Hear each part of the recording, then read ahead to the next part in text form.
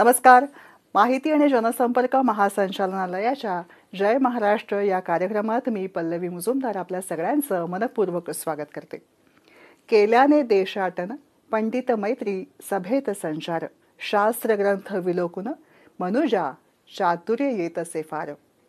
मोरोपंतांची ही रचना आपल्या सगळ्यांच्याच पुरेशी बोलकी असणारी ही रचना परिचयाची आहे. जेव्हा आपण असं म्हणतो की पर्यटन काय आहे, तेव्हा या रचनेमधनं पर्यटनाचं महत्त्व अधोरेखित होतंच, पण या बरोबरीने आपल्या राज्यामध्ये सुद्धा निसर्गाचं असलेलं वैविध्य आकर्षित करणार आहे. आणि नेमकं हेच लक्षात घेत सण वार या दृष्टिकोनातनं आपली सण संस्कृती परंपरा ही देश परदेशातल्या पर्यटकांपाशी पोहोचणं हे मोलाचं आहे. आणि याच दृष्टिकोनातनं पर्यटन संचालनालयाने वेळोवेळी विविध धोरणात्मक निर्णय सुद्धा घेतलेले आहेत. स्थानिकांना रोजगार निर्मिती या बरोबरीने देश परदेशातल्या पर्यटकांना आकर्षून घेणं हे महत्त्वाचं आहे. आणि याच बरोबरीने महिला सक्षमीकरणाच्या दृष्टिकोनातून सुद्धा काय करता येईल, आपल्या देशामध्ये असलेलं राज्यामध्ये असलेलं वैविध्य जगभरामध्ये कसं पोहोचवता येईल, या सगळ्याचा विचार करण्याच्या दृष्टिकोनातून अनेकविध उपक्रम पर्यटन संचालनालय राबवत आहे. आणि या सगळ्याविषयी जाणून घेण्यासाठी आजच्या जय महाराष्ट्र कार्यक्रमामध्ये आपण खास आमंत्रित केलेलं आहे पर्यटन संचालनालयाचे संचालक डॉक्टर BN पाटील सर यांना.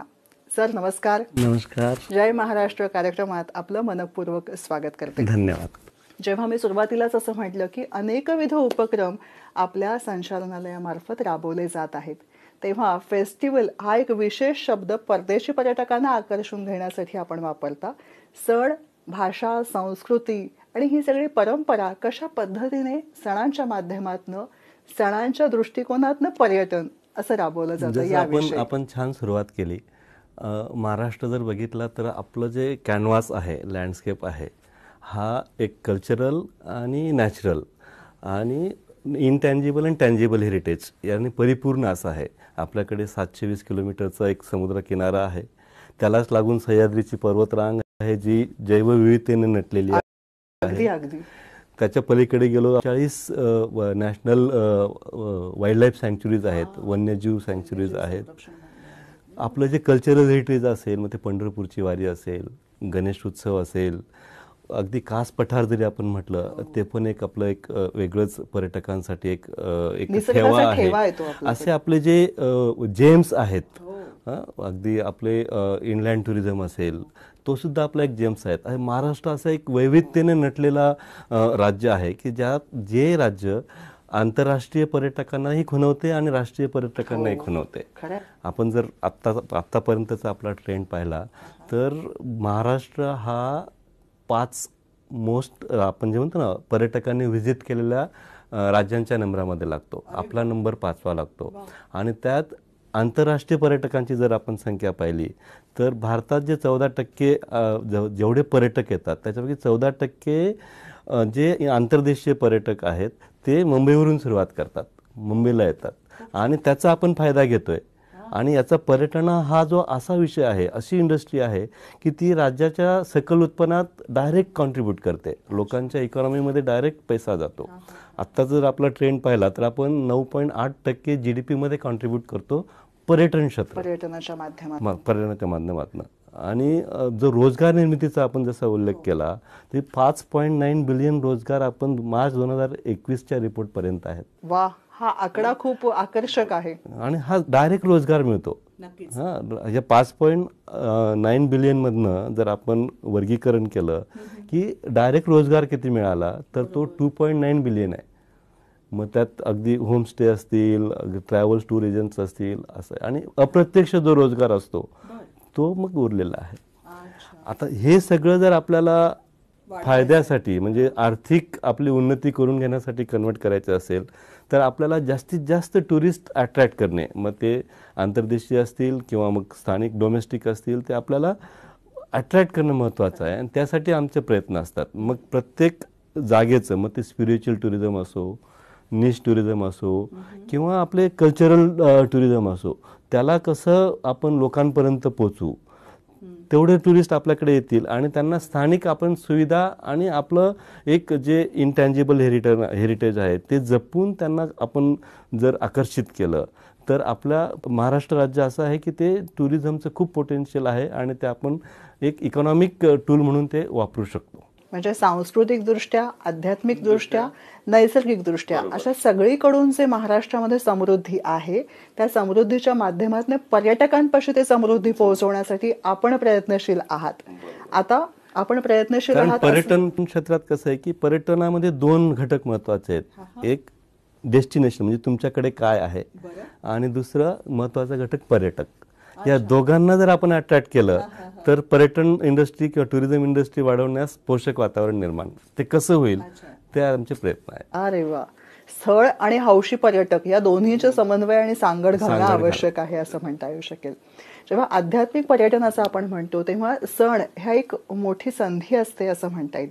आता गणेशोत्सव येणार आहे त्या दृष्टिकोनातून आपण गणेश फेस्टिवल असं एक आकर्षक नाव परदेशी पर्यटकांसाठी दिलेलं आहे. ज्याने माध्यमातून सण, संस्कृती, परंपरा, भाषा जे आपलं USP आहे असं आपण म्हणतो, आपलं वैशिष्ट्य आहे ते पोचणार आहे पर्यटकांपाशी. तर त्याबाबत आपले उपक्रम. पर्यटन फेस्टिवल आणि पर्यटक हे एक माध्यम आहे की आपलं जे डेस्टिनेशन आहे, आपली जी संस्कृती आहे, डेस्टिनेशन म्हणजे पर्यटन स्थळ असेल, आपली जी संस्कृती आहे ती पर्यटकांपर्यंत आपण कशा पद्धतीने आणि चांगल्या पद्धतीने त्यांना त्यांच्यात आपण इम्बाईब करू शकतो, सांगू शकतो, ते महत्त्वाचं आहे. यासाठी पर्यटन संचालनाने, महाराष्ट्र टुरिझमने यावर्षी आपण एक 17 इव्हेंट्सचं कॅलेंडर फिक्स केलंय. कॅलेंडर फिक्स करण्यामागचा उद्देश हा होता की लोकांना आधीच कळलं वर्षभराचं जे कॅलेंडर ह्या वर्षी ह्या महिन्याला ह्या ठिकाणी असा महाराष्ट्र टुरिझमचा प्रोग्राम आहे. तर जे पर्यटक आहेत ते आधीपासूनच त्यांचा प्लॅन बनवतात, तर मग त्याचा फायदा आपल्याला होतो. नियोजन करण्याचं सोय. त्यामुळे आपण हे 1 वर्षाचं कॅलेंडर विथ 17 इव्हेंट्स, 17 फेस्टिवल्स आपण आयडेंटिफाईड केले. त्याच्यात मग सगळ्या प्रकारचं आलं. नैसर्गिक पर्यटनाशी संबंधित काही फेस्टिवल आहेत, काही मान्सून त्याच्यात फेस्टिवल्स आहेत, काही कास पठारचा आपण त्याच्यात समावेश केला आहे. ट्रायबल कल्चर आपल्याकडे खूप स्ट्रॉंग आहे. ते कल्चर हेरिटेज आणि त्यांचं जे म्हणजे पारंपरिक आपण जे हेरिटेज इनहेरिट केलेलं आहे ते लोकांपर्यंत पोहोचून त्या ट्रायबल आपल्या बांधवांना त्याचा टुरिझमच्या माध्यमातून कसा फायदा करून घेता येईल. ट्रायबल टुरिझम मध्ये आपण आता सध्या बारीपाडा एक टुरिझम आपण आता फेस्टिवल, ट्रायबल टुरिझम फेस्टिवल तिथे कंडक्ट केला. त्याचाही लोकांनी खूप चांगल्या प्रकारे त्याला प्रसिद्धी मिळाली आणि रिस्पॉन्स पण चांगला मिळाला. तसं स्पिरिच्युअल टुरिझममध्ये सगळ्यात आपलं जे आद्य दैवत आहे, ज्याने आपण आपल्या कामाची सुरुवात करतो आणि चांगलं सिद्धीची हे करतो आणि एक विजडम म्हणून त्याला आपण मानतो, अशा गणेश उत्सव हा महाराष्ट्राचा तर आत्माच आहे. अगदी अगदी. आणि त्या आत्म्याचा जो सेलिब्रेशन आहे त्याचा आपण पर्यटनाच्या दृष्टीने कसं आपण त्याला कन्वर्ट करून त्याचा जास्तीत जास्त त्याला ग्लोबल रीच कसं पोहोचेल. म्हणजे आपला जो वारसा आहे त्याच्यात हा जो एक कल्चरल आणि सांस्कृतिक जो ठेवा आहे, जे सिग्निफिकन्स त्याला प्राप्त झाला आहे, स्पिरिच्युअल सिग्निफिकन्स प्राप्त झालं आहे, त्याबरोबर आता जास्तीत जास्त आंतरराष्ट्रीय पर्यटकसुद्धा गणेश फेस्टिवलसाठी अट्रॅक्ट होत आहेत. या दृष्टीने आपण दिनांक 18 सप्टेंबर ते 20 सप्टेंबरपर्यंत आंतरराष्ट्रीय गणेश महोत्सव साजरा करतोय. वा. ते नेमकं कसं असणार आहे हा फेस्टिवल? या फेस्टिवलमध्ये आपल्याला 2 पार्ट करणार आहोत आपण. एक जर ओव्हरऑल पाहिलं तर ग्लोबल एक्सपोजर देणार आहोत. म्हणजे आपल्याला हा जो गणेश उत्सवाचा महोत्सव आहे ज्याच्यात सगळे कल्चर मिक्स होतात, ज्याच्यात सगळे एकमेकाला विसरून एक युनिटीमध्ये येतात, हाच युनिसेनमध्ये आणणे, सगळे आपली कास्ट, क्रीड सगळं विसरून एकत्र काम करणे आणि या पलीकडे जाऊन सगळ्या स्पिरिच्युअलिटीमध्ये जे इमर्स होतो आपण, त्याचा आनंद, त्याचा पर्यटकांना अनुभव कसा देता येईल या दृष्टीने आमचा प्लॅन आहे. मग यामध्ये वेगवेगळ्या पर्यटन सहली आपण आयोजित केलेल्या आहोत. यात रत्नागिरी टू मुंबई, रत्नागिरी टू पुणे आणि मुंबई टू पालघर ह्या पर्यटन सहलींचा पण याच्यात आपण समावेश केलेला आहे. या पर्यटन सहलींचा मुख्य उद्देश असा आहे की आपण मुंबईत तर मोठ्या प्रमाणात सादर करणारच आहोत. मुंबईत मग ते आपले म्हणजे फार पारंपरिक जे आपले मूर्तिकार आहेत, त्यांच्या मूर्ती बनवण्याच्या वेगवेगळ्या कला आहेत, ते एक अनुभवात्मक पर्यटन म्हणून आपण सगळ्या पर्यटकांना दाखवणार आहोत. परत वेगवेगळी आपली कुलिनरी आहे, आपल्याकडे पाककला आहेत, त्या पर्यटनाच्या म्हणजे गणेश उत्सवाच्या दरम्यान त्यांना आपण ते मोदक असतील, मोदकाचे वेगवेगळे प्रकार वेगवेगळ्या भागात बनवले जातात. वेगवेगळे स्थानिक पदार्थ असतील, जसे पुरणपोळी असेल किंवा कोकणात वेगवेगळ्या डिशेस बनवल्या जातात, त्या लोकांपर्यंत पोहोचवणं. आपण तर टिपिकल एक कुलिनरी पर्यटकांपुढे ठेवली, त्याच्यात त्यांना नाविन्य राहत नाही. जे सगळीकडे मिळतं त्यात नाविन्य नसतं. आपल्याला काहीतरी इनोव्हेटिव्ह तिथं काय आहे ते पर्यटकांपर्यंत पोहोचवायचं आहे. याच्यात इमर्सिव्ह एक्सपिरियन्स कसा आहे तो आपल्याला पर्यटकांपर्यंत पोहोचवायचा आहे. त्या दृष्टीने आम्ही हा गणेश फेस्टिवल प्लॅन केलेला आहे. राज्याच्याही विविध भागांमध्ये यात खूप वैविध्य दिसतं, ते त्यांच्यापाशी पोहोचतं होईल या निमित्ताने. त्यात कल्चरल फ्युजन करून आपल्याला हा सण आपण जेव्हा ग्लोबल फ्युजन करण्याचा प्रयत्न करतो, याच्यात बेसिकली संस्कृतीचे आदान प्रदान होते. पर्यटक येतात, आपल्याला त्यांच्या संस्कृतीमधनं काय आहे ते शिकायला मिळतं, आपल्या संस्कृतीमधनं ते शिकतात. तो एक मेन उद्देश आहे. या दृष्टीने जास्तीत जास्त आपण विदेशी पर्यटक आणण्याचा इथं प्रयत्न करतोय. त्यामुळे आपण हा ॲडव्हान्समध्येच सगळ्या लोकांना आपण अगदी 2-3 महिन्यापूर्वीच आपण यापूर्वी याची सगळी पब्लिसिटी पण सोशल मीडियावर आपण सुरू केलेली आहे आणि रिस्पॉन्स चांगला येत आहे. तुमचा आता बोलताना तुम्ही उल्लेख केला तो म्हणजे सहलींचा. पावसाळी सहल ही संकल्पना आत्ताच आपण राबवली, त्याविषयी सुद्धा आम्हाला जाणून घ्यायला आवडेल. महाराष्ट्रात मान्सून जो आहे त्याचं जे एक वातावरण जे आपण म्हणतो ना वादिया एक तयार होतात, ते एक वेगळंच वातावरण तयार होतं. खूप छान ढगाळ वातावरण असतं, धुकं असतं, घाटमाथ्यावर एक वेगळंच हिरवळ, अगदी सगळ्यांनी पृथ्वीनाची हिरवी चादर आणि त्यात वेगवेगळे आलेले फुलं, धबधबे हे सगळे सुरू झालेले असतात आणि ते एक मोहक वातावरण तयार होतं. त्याचा आपण पर्यटकांपर्यंत कसं पोहोचवणार यासाठी आम्ही मान्सून फेस्टिवलचे 2 कन्सेप्ट राबवले होते.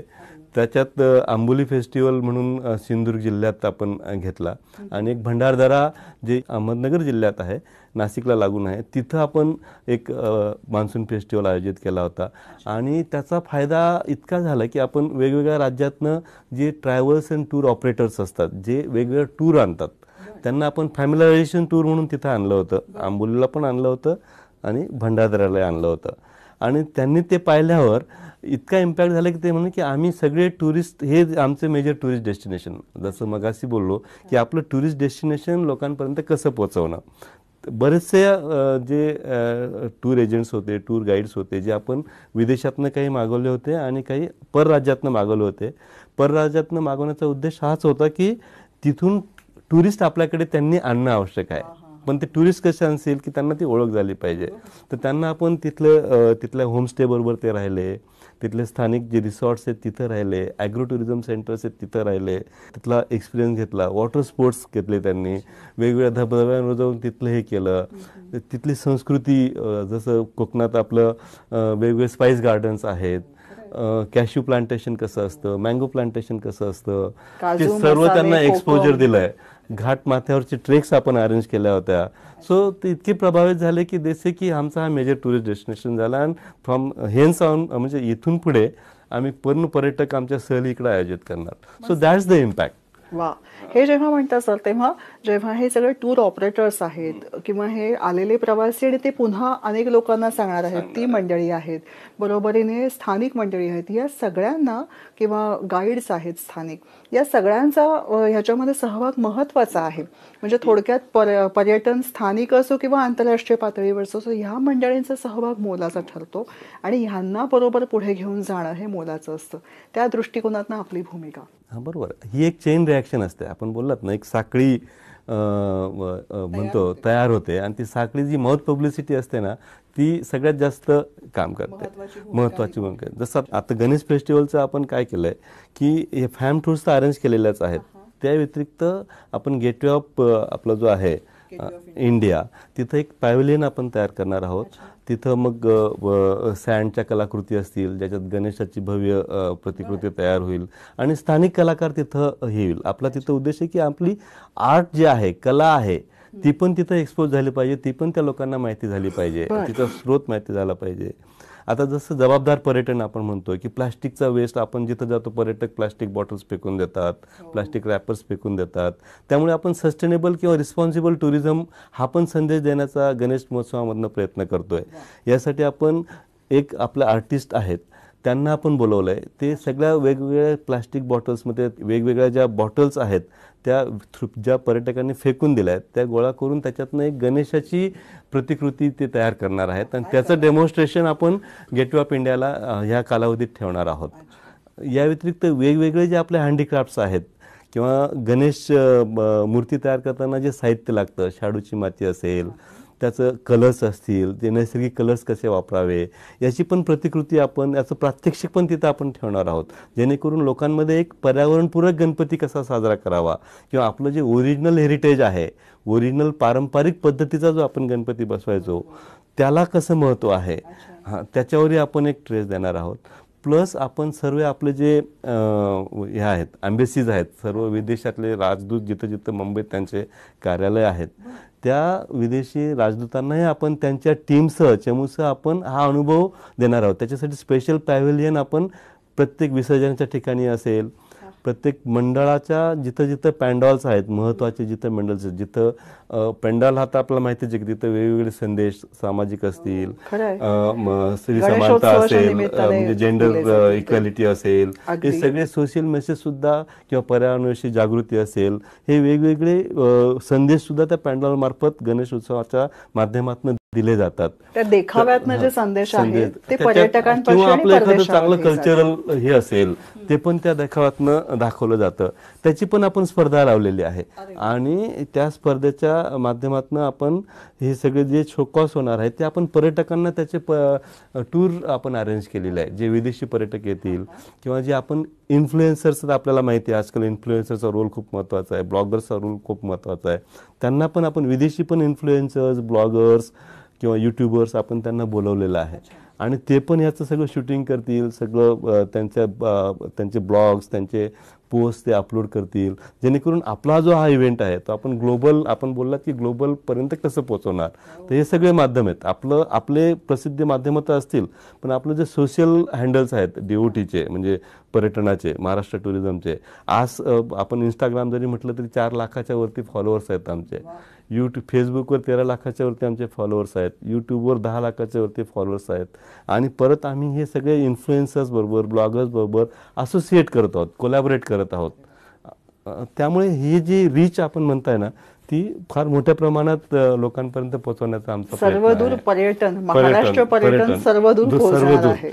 आणि हा महोत्सव असा आहे की आमचा उद्देश आहे की आम्ही त्यांना दर्शवू शकतो की प्रत्येकासाठी काहीतरी आहे इथं, म्हणजे everybody will get everything from this festival. प्रत्येक वयोगट आणि प्रत्येक हौसेला, प्रत्येक आवडीला इथं स्थान आहे आणि ते वैविध्य. आता तुम्ही उल्लेख केला तेव्हा तसंच ऐतिहासिक दृष्ट्या, सामाजिक दृष्ट्या आणि आध्यात्मिक दृष्ट्या जे वैविध्य आहे ते आपल्याला सणांच्या माध्यमातून करता येतं आणि त्याला आपण टुरिझम एक डेस्टिनेशन, एक ॲसेट म्हणून आपण त्याला बिल्ड करू शकतो आणि तोच आमचा प्रयत्न आहे. कारण आपली संस्कृती ही भारताची संस्कृती, महाराष्ट्राची संस्कृती उत्कृष्ट संस्कृती आहे आणि त्याचे रूट्स आपण अगदी डीप रूटेड आहे.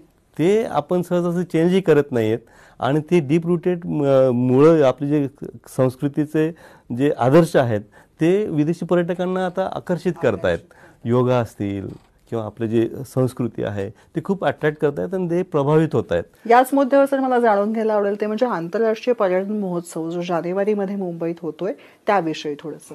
हा एक मुंबईचं एक दुसरं एक वैशिष्ट्य आहे की मी बोललो की 14% आंतरराष्ट्रीय पर्यटकांनी व्हिजिट केलेलं राज्य आहे भारतात जर आपण तुलना केली तर.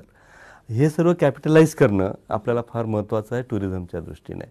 आंतरराष्ट्रीय पर्यटन मुंबई इंटरनॅशनल फेस्टिवल असा आम्ही ते लोगो दिला आहे. त्यासाठी आम्ही आपले जे आनंद महेंद्र आहेत त्यांच्या अध्यक्षतेखाली एक कमिटी बनवली आहे. त्याच्यात सगळ्या क्षेत्रातले एक्सपर्ट्स आहेत. मग सचिन तेंडुलकरही त्या कमिटीत आहेत, माधुरी दीक्षित आहेत, भंडारकर आहेत आणि वेगवेगळे जे ख्यातनाम आपले जे आहेत इंडस्ट्रीमध्ये कार्यरत त्यांनाही आपण त्या कमिटीत घेतलं आहे. आणि आपले मग मंत्री महोदय त्याचे त्याच्यात आहेत. वेगवेगळ्या विभागाचे फायनान्स असतील, प्लॅनिंग असतील, मुख्यमंत्री कार्यालयातले प्रधान सचिव असतील, उपमुख्यमंत्री कार्यालयातले प्रधान सचिव, या सगळ्यांचा त्या कमिटीमध्ये समावेश आहे. मुंबई महानगरपालिकेचे कमिशनर आहेत, CP आहेत, त्या कमिटीचे सदस्य आहेत. सो दॅट हा फेस्टिवल एक सगळ्यांच्या सहमतीने आणि एक इंडिपेंडंट फेस्टिवल व्हावा. जसं गणेश फेस्टिवल आपण पाहिला, तिथे स्वयंभू लोक त्याच्यात पार्टिसिपेट होतात. तसं आपल्याला मुंबई इंटरनॅशनल फेस्टिवल सुद्धा लोकांसाठी केलेला फेस्टिवल या स्वरूपात स्वयंप्रेरणेने तसं कल्चर आपल्याला त्या फेस्टिवलचं आणायचं आहे. जेणेकरून उद्या समजा येणे दृष्टीने शासनाचा सपोर्ट नाही मिळाला तर तो स्वयंभू होईल. या दृष्टीने आपली रचना मुंबई इंटरनॅशनल फेस्टिवलची आहे. यामध्ये मग आपण शॉपिंग फेस्टिवल सुद्धा आहे, फॅशन शो सुद्धा आहे, थिएटर ड्रामाचे 9 दिवस आपण जे फेस्टिवलचं ऑफिशियल अधिकृत डेट्स आहेत, 28 जानेवारीपर्यंत तो असेल आणि 20 जानेवारीला तो सुरू होईल. याच्यात मग मुंबईत जेवढे फेस्टिवल्स डिसेंबर ते फेब्रुवारी दरम्यान होणार होते ते आपण सर्व एकत्र केलेत. मग कालाघोडा फेस्टिवलही त्याच्यात येणार आहे. वेगवेगळे लोलापलुजा जो मागच्या वेळेस फेब्रुवारीमध्ये झाला होता तो पण ह्या दरम्यान होणार आहे. मुंबई मॅरेथॉन पण ह्या दरम्यान होणार आहे. आणि आपण परत हा फोरम, हा जो प्लॅटफॉर्म आहे आपल्या वेबसाईट मार्फत मुंबईतल्या सर्व मुंबईकरांसाठी ओपन केला आहे.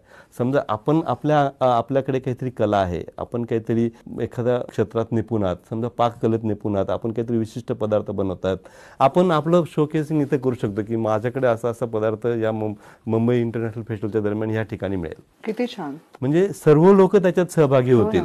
ओके, त्याच्यात आपण मुंबई इंटरनॅशनल फेस्टिवलचं एक अँथम तयार करणार आहोत.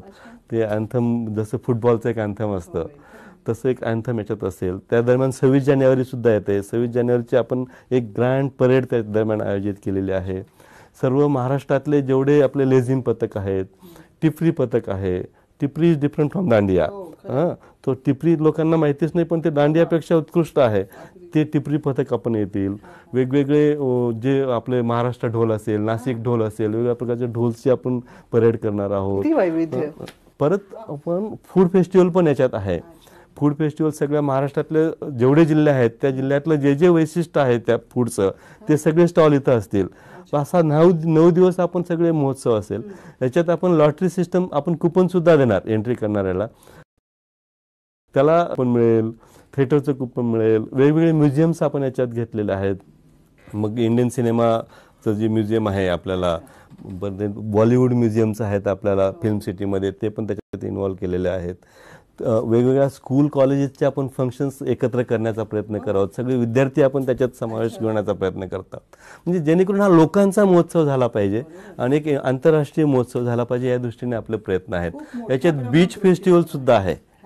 बीच व्हॉलीबॉल असेल, बीच पार्टिंग असेल, वेगवेगळ्या ॲक्टिव्हिटीज आपण बीचवर, आणि ते बीच फेस्टिवल किंवा बीच स्पोर्ट्समध्ये आपण that sports will be open for everybody.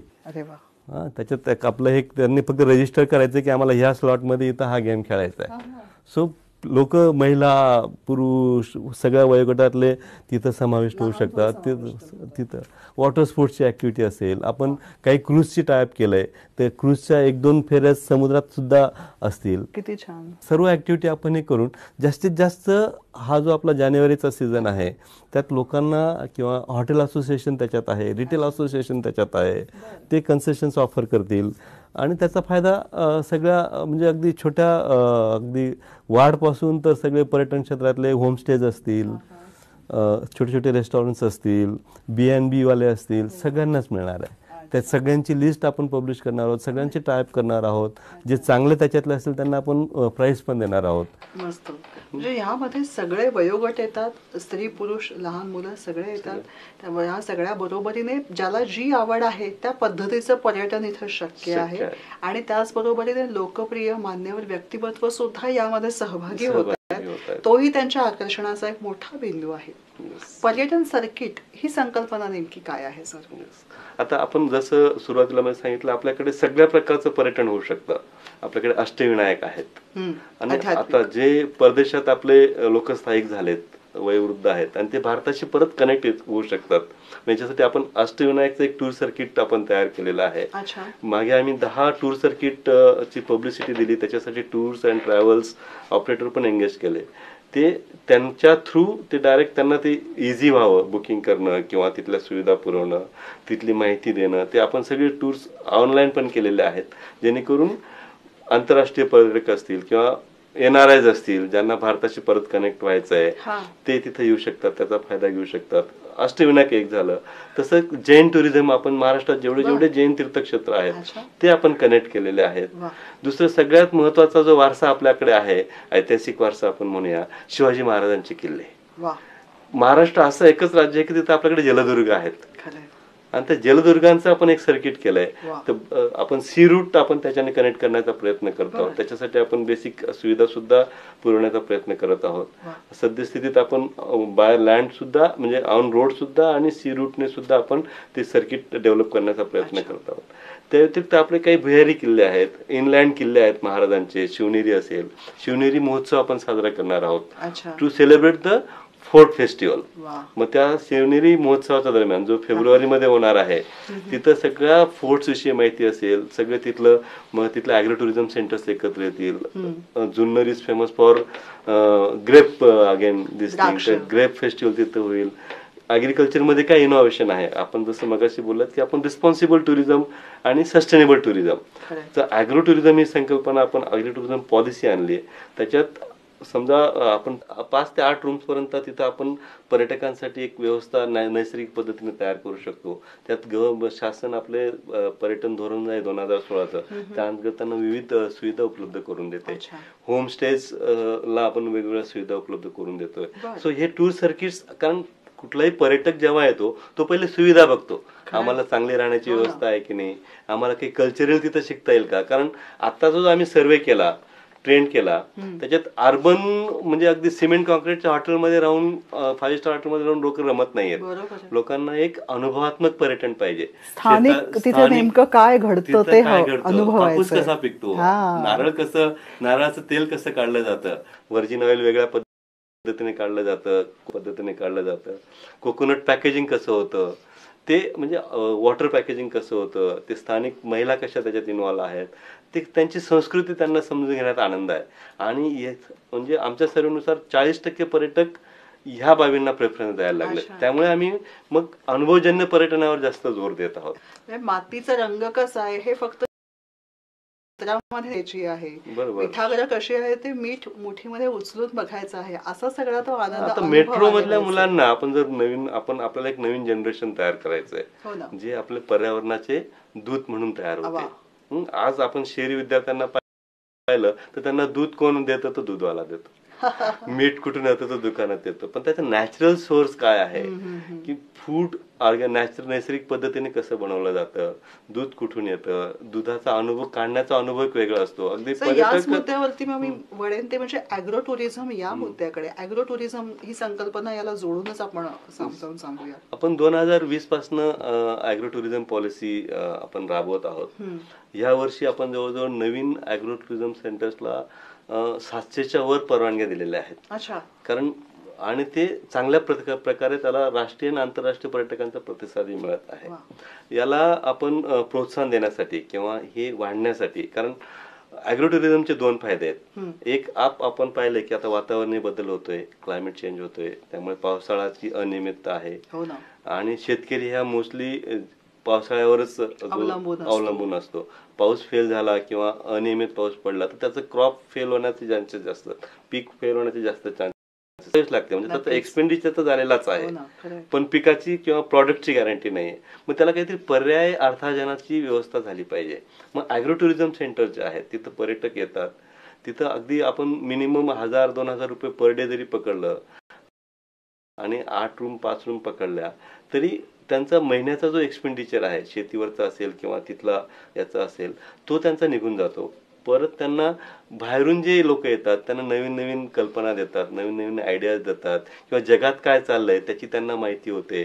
संस्कृतीचं आदान प्रदान होतं, तंत्रज्ञानाचं आदान प्रदान होतं, ऑर्गॅनिक शेती किंवा नैसर्गिक त्याचं पॅकिंग कसं करता येईल, त्यांना मार्केट पण तयार होतं. म्हणजे जे पर्यटक येतात त्यांना व्यवस्थित ते मालाचं महत्त्व सांगितलं तर त्यांना ते तिथल्या तिथे त्यांची विक्री पण होते. सो त्यामुळे आपण त्यांना डोमेस्टिक पद्धतीनेच गॅसचा सिलेंडरचं सप्लायची आपली सुविधा आहे. त्यांना GST मध्ये जर त्यांनी मागणी केली तर ती पण आपण त्यांना कन्सेशन देतो. राज्याचा GST आपण जो असतो तो कॉम्पोनंट आपण त्यांचा बेअर करतो. त्यांना येण्याची परमिशन नाही 8 रूम पर्यंत. आणि ते एक ॲग्रो म्हणजे कृषी केंद्र म्हणूनच त्याला गृहीत धरलं जाईल. त्याला वेगळ्या परवानगीची गरज नाही. एवढी आपण सुविधा त्यांना उपलब्ध करून दिली. हे वेगळेपण आहे. केंद्र सरकारचा या सगळ्या योजनांमध्ये कसा सहभाग आहे आणि केंद्र सरकारकडनं कशा पद्धतीने केंद्र सरकार सुद्धा एक नैसर्गिक टुरिझम किंवा रिस्पॉन्सिबल टुरिझम आणि सस्टेनेबल टुरिझम याचा केंद्र सरकार ह्या बाबींवर जास्त भर देत आहे. आणि त्याच्यात केंद्र शासनाचा राज्य शासनाला नेहमीच एक सपोर्ट असतो. आता आपण ट्रॅव्हल फॉर लाईफ म्हणजे लिव्हिंग विथ द एन्व्हायरमेंट हा एक कन्सेप्ट केंद्र शासनाने सुरू केला आहे.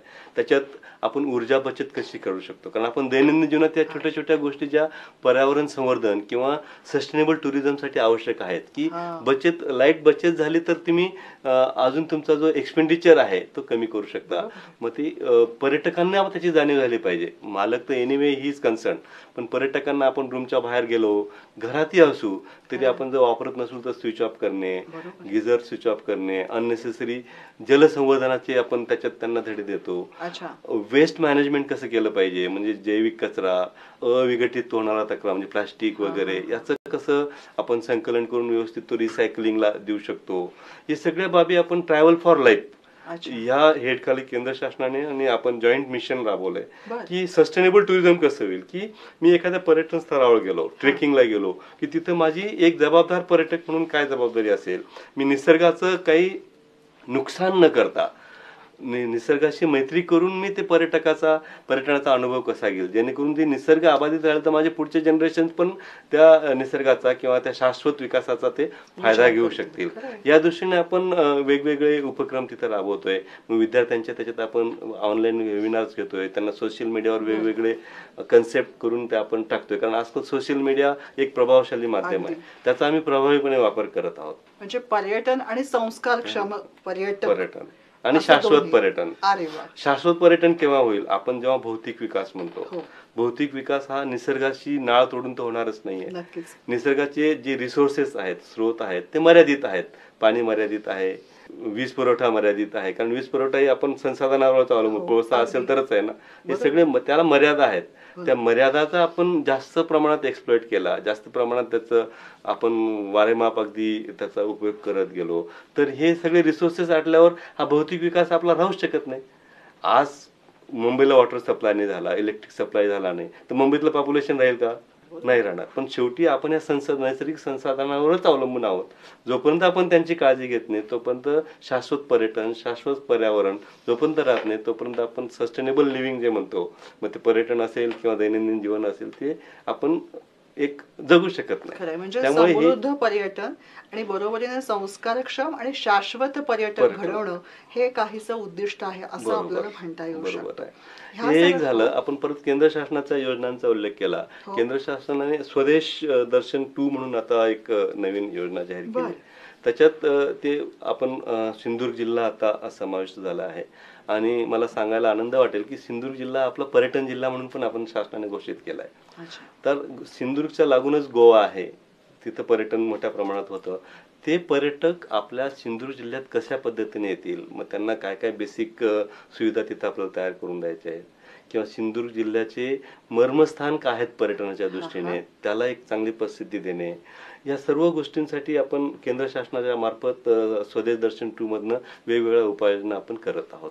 बरोबर आहे. आता हे सगळे विचारात पर्यावरणपूरक पर्यटन जे आहे त्याचाही आपण उल्लेख केलात. यामध्ये काही आपण वेगवेगळे उपक्रम राबवत असाल त्याविषयी सुद्धा सांगूयाच, पण बरोबरीने काही धोरणात्मक निर्णय आपण नैसर्गिकदृष्ट्या पर्यटनाला पाठिंबा देण्यासाठी, त्याला अजून पर्यटकांना आकर्षित करण्यासाठी आपण करत आहात त्याविषयी. पर्यटन विभागाने म्हणजे महाराष्ट्र शासनाने सन 2016 मध्ये पर्यटन धोरण जाहीर केलेलं आहे. या पर्यटन धोरणात आपण ग्रीन पर्यटन म्हणजे पर्यावरणपूरक पर्यटनास आपण जास्त प्रोत्साहन देतो आणि प्रेफरन्स देतो. या धोरणात आपण जर अगदी मुळात जाऊन पाहिलं तर पर्यटन वाढीचे वेगवेगळे अंग आपण तयार केलेत. यात आपण स्टार कॅटेगरी आणि इको फ्रेंडली रिसॉर्ट्स असतील किंवा हॉटेल्स असतील तर त्यांना आपण जीएसटी 7 वर्षापर्यंत किंवा 10 वर्षापर्यंत असं अनुज्ञा देतो. म्हणजे त्यांनी जर जास्त पर्यटक आणले तर जास्त बिझनेस वाढेल. जेवढा बिझनेस पर्यटक आणून बिझनेस करतील त्याचा जो जीएसटी कंपोनंट असेल त्याच्यातला राज्य शासनाचा जीएसटी आपण त्यांना रिएम्बर्स करतो. म्हणजे याचा अकोमोडेशन वाढवण्यासाठी किंवा पर्यटनाचा जो एक शाश्वत पर्यटन वाढण्याच्या दृष्टीने त्यांना आपण ही मुभा देतोय. या व्यतिरिक्त समजा कोणाला वेलनेस सेंटर टाकायचं असेल जिथं योगा असेल, मेडिटेशन असेल किंवा मेडिकल टुरिझम असेल, त्यालाही आपण ह्या टुरिझम पॉलिसी अंतर्गत कन्सेशन देतो. आरोग्यदायी पर्यटन त्याच्यात त्यांनाही इथं जीएसटी माफ आहे. त्यांना स्टॅम्प ड्युटी, रजिस्ट्रेशन याच्यात आपण सूट देतो. येण्याची आवश्यकता नाहीये असे. आणि इलेक्ट्रिसिटी ड्युटीमध्ये पण आपण एक्झम्पशन देतोय. त्यांना इंडस्ट्रीयल स्टॅटस देतो जेणेकरून इंडस्ट्रीयल रेटने त्यांना वीज दर भरावा लागेल.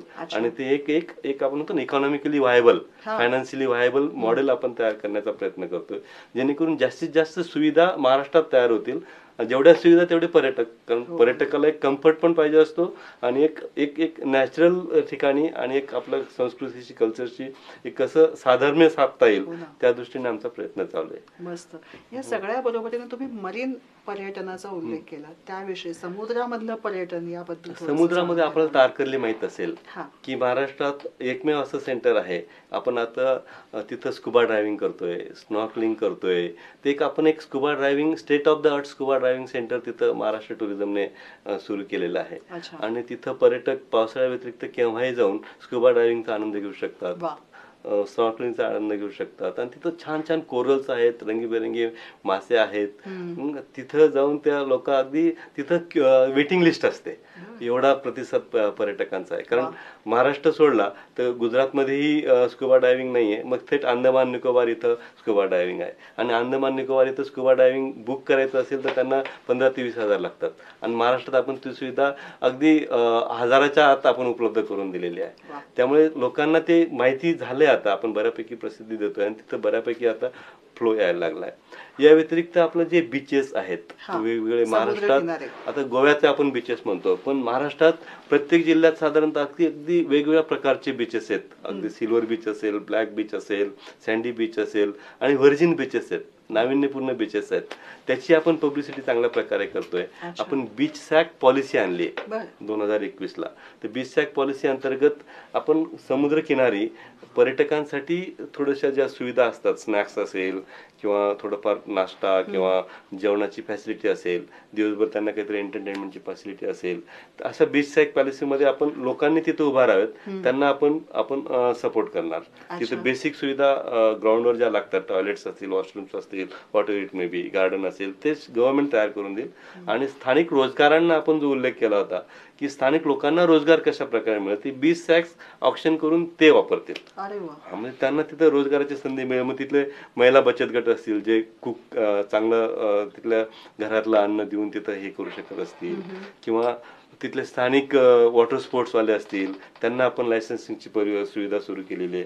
त्यांनी आपल्याकडे त्यांच्या बोटीचं रजिस्ट्रेशन महाराष्ट्र मेरीटाईम बोर्ड आणि पर्यटन विभागाकडनं एकदा लायसन्स घेतलं की तिथं ते बोट ऑपरेट करू शकतात. मग बनाना बोट असतील, वेगवेगळे वॉटर स्पोर्ट्स असतील, ती आपण पॉलिसी सुरू केली आहे. त्याच्यासाठी आपण त्यांना ट्रेनिंग पण देतो, सेन्सिटायझेशन वर्कशॉप कार्य हे करतो. हा झाला समुद्राचा, कोस्टलचा पार्ट. त्यालाच लागून आपलं सह्याद्रीच्या रेंजेस आहेत. आणि त्या सह्याद्रीच्या रांगांमध्ये निसर्गाचं अगदी आपण म्हणतो की ठेवा आहे. आणि ट्रॅकिंग रेंज आहेत जे ऍडव्हेंचर टुरिझम पॉलिसी आपली आहे. आणि ऍडव्हेंचर टुरिझम पॉलिसी अंतर्गत आपण ज्या टूर्स रेग्युलेट करतो, त्यांना इन्सेंटिव्ह देतो, त्यांना प्रशिक्षित करतो, जेणेकरून हा पण एक सेक्टर जो आहे तो लोकांच्या सहभागातून, स्थानिक गाव असेल एखाद्या किल्ल्याच्या पायथ्याशी किंवा डोंगराच्या पायथ्याशी, तिथल्या स्थानिक लोकांना त्या तळाचं महात्म्य त्यांना ट्रेन देतो, सो दॅट पर्यटकांना त्याचं महात्म्य सांगतील किंवा ते गाईड म्हणून तिथं काम करतील, त्यांना नेतील. अशा प्रकारे आपल्याला स्थानिक रोजगार निर्मिती बरोबरच पर्यटन जे स्थळ आहे त्याला प्रसिद्धी कशी मिळेल, जेणेकरून जास्तीत जास्त पर्यटक कसे येतील, हा आपला आहे. या विचारपूर्वक आणि कल्पकतेने विविध योजना राबवल्या. आपण आता कारावन पॉलिसी आपण राबवत आहोत. कारावन आपल्याला माहितीच असेल की आता पर्यटक स्वतःच्याच एक ट्रक मध्ये म्हणजे त्याला कन्वर्ट केलेलं असतं, तिथंच राहण्याची सुविधा, खाण्याची सुविधा आणि सर्व बाबींची माहिती त्यांना मिळतं. आता वयोवृद्ध काही कपल असले, लोकांना ते जास्त ट्रेन परत हे असं शक्य नसतं, तर त्यांना कम्फर्टेबल पाहिजे असतं म्हणून ते एक कॅरावन बुक करतात आणि वेगवेगळ्या पर्यटन स्थळांवर जाऊन हे करतात. मग आपण कॅरावन पार्किंगची सुविधा आपण उपलब्ध करून देतोय. आता एखादं ॲग्रो टुरिझम सेंटर असेल किंवा एखादी ग्रामपंचायतीची जागा असेल, त्यांनी जर MOU केला तर आपण त्यांना तिथे कॅरावन पार्क डेव्हलप करून देतो. किंवा त्या शेतकऱ्याने ॲग्रो टुरिझम सेंटरच्या बाजूला जर कॅरावन पार्क केलं तर कॅरावाने येणारे पर्यटक सुद्धा त्यांचा ॲग्रो टुरिझमचा फायदा घेऊ शकतील आणि कॅरावन पार्किंगला सुद्धा सुविधा होती. त्याच्यात आपण मग त्यांना ते जे नोंदणी असेल, नोंदणीसाठी काही सुविधा असतील त्या पण त्यांना एक्झम्पशन आपण परदेशी धर्तीवरती ही वेगळी योजना आपण ती सुरू केली. आता या सगळ्यामध्ये जर महिला सक्षमीकरणासाठी सुद्धा पर्यटनामध्ये विविध संधी आहेत, त्याविषयी जाणून घ्यायला. महिलांचा तर रोल खूप महत्वाचा असतो, कारण पर्यटनामध्ये आपण जर पाहिलं तर अगदी टूर गाईड्स असतील तिथं महिला आघाडीवर आहेत, कुलिनरी एक्सपिरियन्स असतील तिथेही महिला आघाडीवर आहेत, ॲग्रो टुरिझम असेल तिथेही महिलाच आघाडीवर आहेत, होमस्टेज जे आहेत आपले वेगवेगळे तिथेही महिलाच आघाडीवर आहेत, अगदी ग्रामीण पर्यटन म्हटलं तिथेही महिलाच आघाडीवर आहेत. आता या महिलांचा सहभाग वाढवण्यासाठी मग पर्यटन क्षेत्रातला ते कुठलाही उद्योग करू शकतात, यांचा सहभाग वाढवण्यासाठी आणि एक लिंग समानता आणण्यासाठी, कारण बऱ्याचशा आता महिला ट्रुप्स पर्यटनासाठी जातात की महिलांचा गट पर्यटक म्हणून जातो, त्यांना ते प्रेफर करतात की कुठं महिला आपल्याला गाईड करेल का, महिला ऑपरेटेड कुठं स्टे आहे का. मग हे आपले दोन्ही उद्देश आहेत की पर्यटकांनाही एक सिक्युरिटी फील व्हावी, कारण महाराष्ट्रात तसं पर्यटनाच्या दृष्टीने एक सेक्युअर स्टेट म्हणून प्रसिद्ध आहे, ती प्रसिद्धी पण टिकवणं आपल्याला आवश्यक आहे. या दृष्टीने आपण आई आझादी का अमृत महोत्सव इनिशिएटिव्ह अंतर्गत आई धोरण म्हणून आपण एक आत्ताच जून 2023 ला कॅबिनेटची मान्यता मिळाली, त्याचा आपण शासन निर्णय सुद्धा निर्गमित केलाय. याच्यात ज्या महिला ह्या पर्यटन क्षेत्रात काम करू इच्छितात, म्हणजे त्यांना त्याचं होमस्टेचं कम्फर्ट वाढवायचं असेल, त्याच्यात सुविधा वाढवायच्या असतील किंवा पर्यटक गाईड म्हणून ते 15 लाखापर्यंत कुठल्याही नॅशनलाइज बँकेचं लोन घेऊ शकतात. त्यांनी जर इंटरेस्ट वेळेवर पे केला तो 7 वर्षापर्यंतचा इंटरेस्ट गव्हर्नमेंट त्यांना DBT करेल त्यांच्या अकाउंटमध्ये. त्यांनी फक्त एवढंच नोंदणी करायची पर्यटन विभागाकडे की मी असं असं ह्या कामासाठी माझा प्रस्ताव ह्या बँकेने मान्य केलाय आणि त्याचं लोन मला एवढं इंटरेस्ट भरते, तर सर्टिफिकेट बँकेने सादर केलं की त्यांच्या अकाउंटमध्ये आपण DBTने ते इंटरेस्ट त्यांनी भरले ते DBT करतो. अरे वा, म्हणजे हे खूप आकर्षणाचा बिंदू आहे हा. आम्ही तर या माध्यमातून आवाहन करेल की ज्या महिला आणि भगिनींना पर्यटन क्षेत्रात काम करायचं असेल त्यांनी जास्तीत जास्त या योजनेचा फायदा घ्यावा. आपल्या जवळच्या नॅशनलाइज बँकेकडनं आपला प्रकल्प सादर करून लोन घ्यावं, त्याचा इंटरेस्ट जर त्यांनी रेग्युलर भरला तर आपण त्यांना नक्कीच मदत करू. नक्कीच. देखो आपला महाराष्ट्र ही संकल्पना काय आहे? देखो आपला महाराष्ट्रामध्ये सावरकर जयंती असेल, आंबेडकर जयंती असेल, आपल्याकडे खूप महान महान व्यक्ती ज्यांनी देशाच्या स्वातंत्र्यात सुद्धा मोठ्या प्रमाणात त्यांचं कॉन्ट्रीब्युशन आहे, सांस्कृतिक सुद्धा कॉन्ट्रीब्युशन आहे. आंबेडकरांच्या जयंतीनिमित्त सुद्धा आपण आंबेडकरांचं जिथं जिथं महाराष्ट्रात वास्तव्य होतं तिथे आपण असा कन्सेशनल स्टोर अरेंज केला होता आणि त्याला खूप चांगल्या प्रकारे प्रतिसाद मिळाला.